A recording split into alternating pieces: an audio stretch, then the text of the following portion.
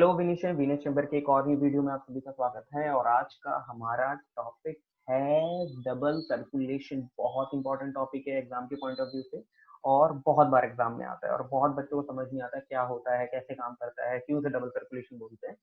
तो चलिए स्टार्ट करते हैं। हम कर रहे हैं वीनस फ्यू मिनट सीरीज, जिसमें आपके सिलेबस के सभी टॉपिक होंगे, वो भी कुछ मिनट में। तो चलिए देखते हैं।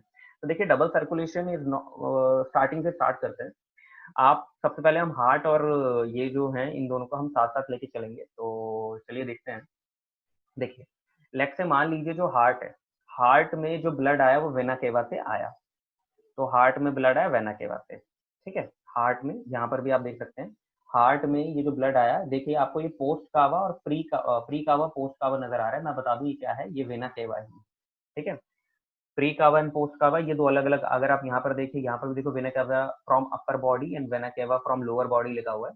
तो यही वही नाम यहाँ पर प्री कावा एंड पोस्ट कावा है। इन शॉर्ट आप वेना केवा याद रखिए, बहुत सिंपल है। तो वेना केवा से इन शॉर्ट ब्लड आया। ब्लड आने के बाद यहाँ से, मैंने जैसे पिछली वीडियो में बताया था, हमने इसे पिछली वीडियो में हार्ट के बारे में स्टडी किया था। तो वेना केवा में क्या होता है, ऊपर के दोनों जो ब्लड, दोनों के दोनों जो चेम्बर होते हैं हार्ट के, वो दोनों एक साथ कोलैप्स करते हैं। तो जब दोनों के दोनों हार्ट के चेम्बर जब एक साथ कोलैप्स करेंगे, कोलैप्स, ये कोलैबोरेशन वाला कोलैप नहीं है, कोलैप्स वाला कोलैप है, ये एक दोनों दबेंगे। तो जब दबेंगे तो ऊपर से यहाँ से जो ब्लड है वो सारा का सारा नीचे की ओर आ जाएगा, यानी राइट वेंट्रिकल और लेफ्ट वेंट्रिकल में ब्लड आ जाएगा। अभी के लिए हम राइट वेंट्रिकल की बात कर रहे हैं। राइट वेंट्रिकल से जब ब्लड आ जाएगा तो यहाँ से जब यहाँ पर जब प्रेशर पड़ेगा, जब नीचे के दोनों जो चेम्बर्स हैं, जब वो दोनों एक साथ कोलैप्स करते हैं, कोलैप्स का मतलब जब पिचकते हैं, तो देखिए वापस पिछले, मतलब बाहर वापस ऊपर में नहीं जा सकता, क्योंकि यहाँ पर वॉल्व है।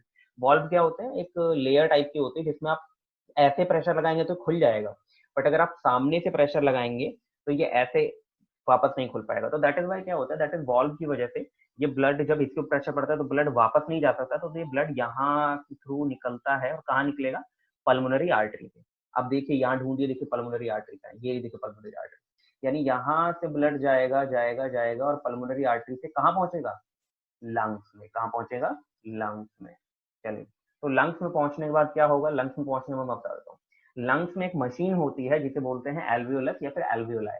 एल्वियोलाई का काम क्या होता है, एल्वियोलाई के अंदर ऑक्सीजन भरी होती है। कैसे भरी होती है मैं आपको बता देता हूँ। जब हम सांस लेते हैं ना, तो हमारे लंग्स के अंदर क्या भरती है, ज्यादातर ऑक्सीजन भरती है।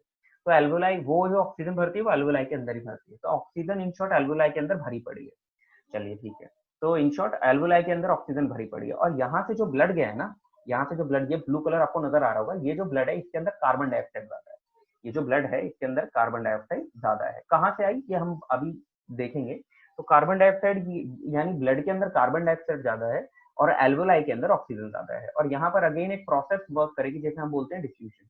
व्हाट इज डिफ्यूजन, डिफ्यूजन दुनिया की हर चीज ज्यादा से कम की ओर ट्रेवल करेगी। जैसे ऑक्सीजन यहाँ ज्यादा है तो ब्लड में आ जाएगी, और कार्बन डाइऑक्साइड ब्लड में ज्यादा है तो वो एल्वुलाई के अंदर पास ऑन कर जाएगी। चलिए, इसी प्रोसेस तो धीरे धीरे करके यहाँ से इन शॉर्ट, यहाँ से जो ब्लड निकलेगा, यहाँ से आगे जो ब्लड पास होगा उसके अंदर क्या ज्यादा होगी, ऑक्सीजन ज्यादा होगी। चलिए ठीक है। और ये जो कार्बन डाइऑक्साइड का क्या होगा ये भी हम आगे देखेंगे। तो ये जो ऑक्सीजन वाला ब्लड है, आप देखिए यहाँ से, दैट्स वाई आप देखिए यहाँ से, देखिए पूरा ब्लड ये रेड रेड निकल रहा है, क्योंकि ऑक्सीजनेटेड हो चुका है। तो ये ऑक्सीजनेटेड ब्लड जो है वो पल्मोनरी वेन के द्वारा, आई रिपीट, पल्मोनरी वेन के द्वारा ये आएगा यहाँ। कहाँ आएगा, लेफ्ट एट्रियम। कहाँ आएगा, लेफ्ट एट्रियम में। तो अब लेफ्ट एट्रियम को हम हार्ट में देखते हैं। तो लेफ्ट एट्रियम में ब्लड आया, लेफ्ट एट्रियम में ब्लड आया। ब्लड आने के बाद यहाँ पर लेफ्ट एट्रियम जो है वो पिचका, पिचका। तो फिर यहाँ से ब्लड आया लेफ्ट वेंट्रिकल में, लेफ्ट वेंट्रिकल पिचका, ठीक है। तो यहाँ से ये ब्लड निकलेगा निकलेगा निकलेगा, और कहाँ से निकल जाएगा, ऑर्टा से। तो अब हम देखते हैं ऑर्टा कहाँ है। आप देखिए यहाँ से, यानी इन शॉर्ट यहाँ से ब्लड निकलेगा और ये निकल जाएगा ऑर्टा से।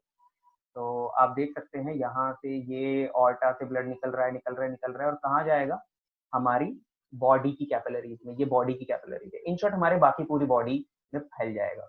अब बॉडी के अंदर क्या होगा, बॉडी के अंदर ये होगा, कैपिलरीज में जब ये पहुंचेगा तो देखिए बॉडी की जो सेल्स हैं वो भरी बैठी है। किससे भरी बैठी है, जैसे हम रेस्पिरेशन करते हैं, तो जैसे जैसे हम जो होते हैं, जैसे कोई ह्यूमन होता है, तो वो क्या करता है, वो ऑक्सीजन लेता है और कार्बन डाइऑक्साइड छोड़ता है, यही करता है ना।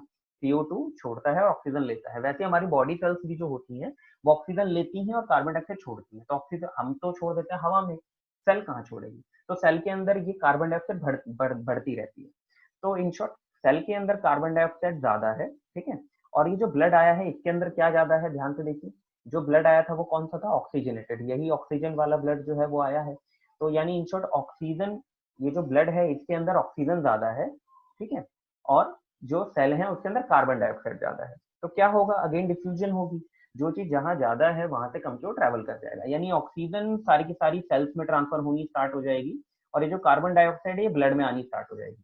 तो इन शॉर्ट यहाँ से जो ब्लड निकलेगा उसके अंदर क्या ज्यादा होगी, कार्बन डाइऑक्साइड। यहाँ से जो ब्लड निकलेगा उसके अंदर क्या ज्यादा होगी, कार्बन डाइऑक्साइड। और फिर यही कार्बन डाइऑक्साइड वाला ब्लड अगर आप यहाँ पे निकले तो देखिए आपको नजर आ रहा है, ब्लू कलर का हो जाता है, जिसे ब्लैक ब्लड भी बोलते हैं। फिर ये सारा का सारा ये जो ब्लड है ये किसके द्वारा, वेना केवा के द्वारा, वेना केवा, ठीक है, वेना केवा के द्वारा ये पूरा ब्लड जो है ये कहाँ पर आएगा वापस, वेना केवा के द्वारा ये देखिए वापस आ गया राइट एट्रियम में। फिर से हम एक बार साइकिल और कंप्लीट कर लेते हैं। तो यहाँ पर अगर हम देखें फिर से यहाँ से आएगा राइट एट्रियम में, राइट एट्रियम पिचकेगा तो यहाँ से आएगा राइट वेंट्रिकल में, राइट वेंट्रिकल पिचकेगा तो यहाँ से निकल जाएगा पल्मोनरी आर्टरी में।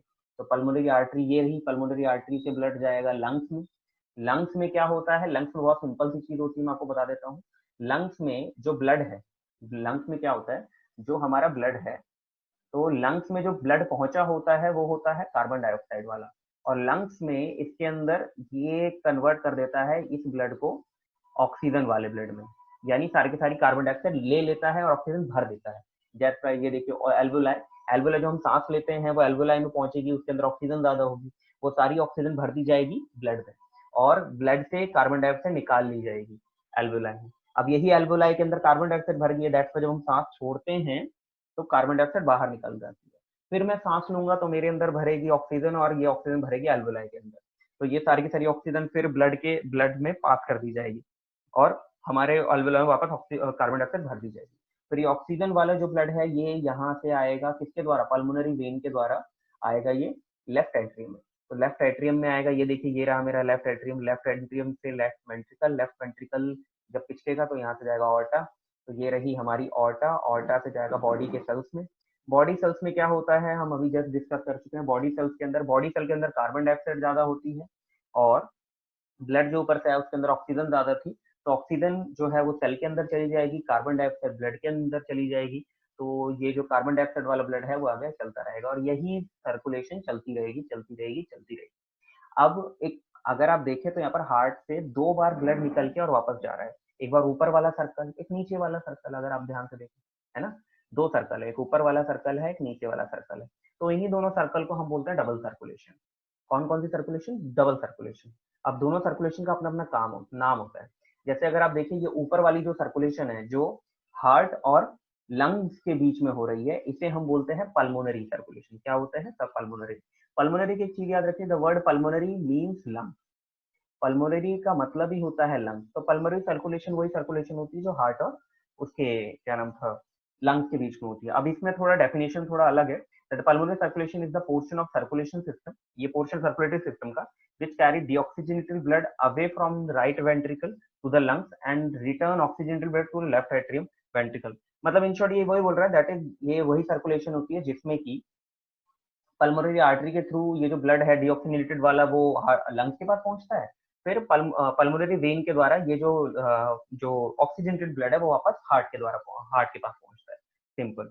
तो ये होती है पल्मोनरी सर्कुलेशन। ऐसे ही नीचे वाली सर्कुलेशन क्या है, इसे बोलते हैं systematic circulation. Systematic circulation body, अगर हम देखें तो ये होती है हार्ट और बॉडी के बीच में जो सर्कुलेशन होती है उसे हम सिस्टमैटिक सर्कुलेशन होती है। क्या होता है इसमें भी देखिए, आप इमेजिन कर सकते हैं, दैट इज वो सर्कुलेशन जिसमें कि जो हार्ट है वो ऑक्सीजनेटेड ब्लड भेजता है ऑर्टा के द्वारा बॉडी को, एंड देन ये डीऑक्सीजनेटेड ब्लड जो है वो कैरी कर लिया जाता है वेना केवे के द्वारा वापस हार्ट में। तो आप देख सकते हैं थोड़ी सी डेफिनेशन अलग होती है, आप अपने हिसाब से लिख सकते हैं।